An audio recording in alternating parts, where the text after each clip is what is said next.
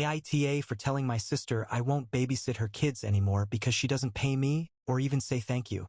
I, 31 male, have been helping my sister, 34 female, with babysitting her 2 kids, 6 female and 3 male, for the past 2 years.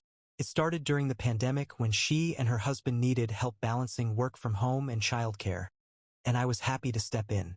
I didn't expect any payment at first because, well, family. But now things are back to normal. She's back at work full-time, and I'm also busy with my job and personal life.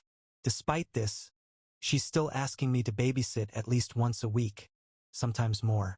The issue is, she never offers to pay me or even says a simple thank you. It's just expected that I'll do it. Last week, I finally told her I can't keep doing this for free, and if she wants me to babysit, she either needs to pay me or at least express some gratitude.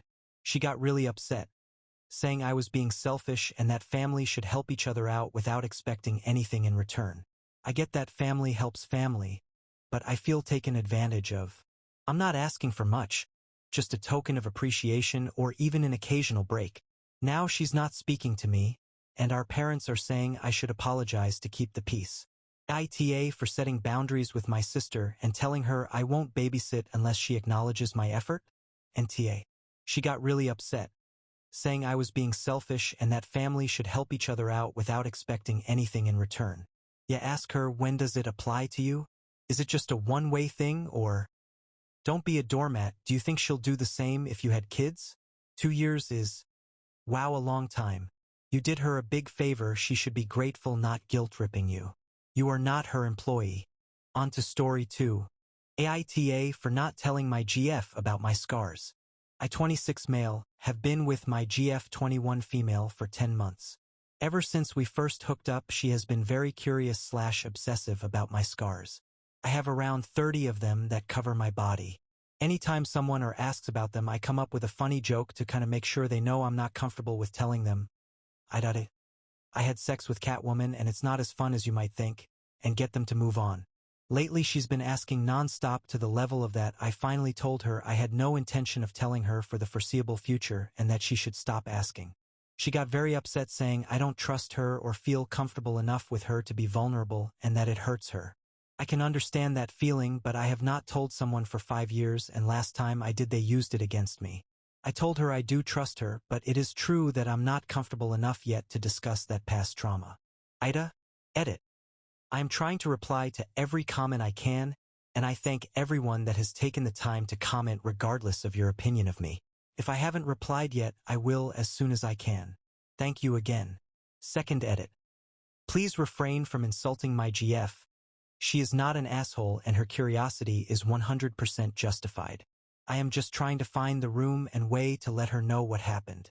Third edit. For context, we have had conversations around this topic where I have tried to convey that I am not ready to talk, and I've laid some groundwork for what happened without telling her anything detailed or specific. Fourth edit. I'm seeing a lot of these comments, so I'll address them here, that she is entitled to know. Before commenting, I'd really like for you to think hard if you've ever had a memory or something in your past that you've not shared nor would ever share with your S/O. I'd like to say that just because my memories are visible on my body does not make anyone entitled to know or hear them. NTA, a scar may show up as a healed wound on the outside, but that doesn't mean the inner trauma is something you're ready to talk about. You might never want to talk about it, and that's okay. She shouldn't push for vulnerability. If anything, she should let you know that her love is unconditional. That's what builds trust. On to story 2. ITA for telling my sister that her new boyfriend can't bring his child to my wedding? Me, female 33, is getting married soon, November 2024, which has been planned for the last 2 years. My sister, female 36, has just split with her husband and started a new relationship with one of her colleagues. We will call him Brandon, who I have briefly met a couple times before but don't know very well. He's nice enough, but my FH has never met him, and like I say, I don't really know him myself.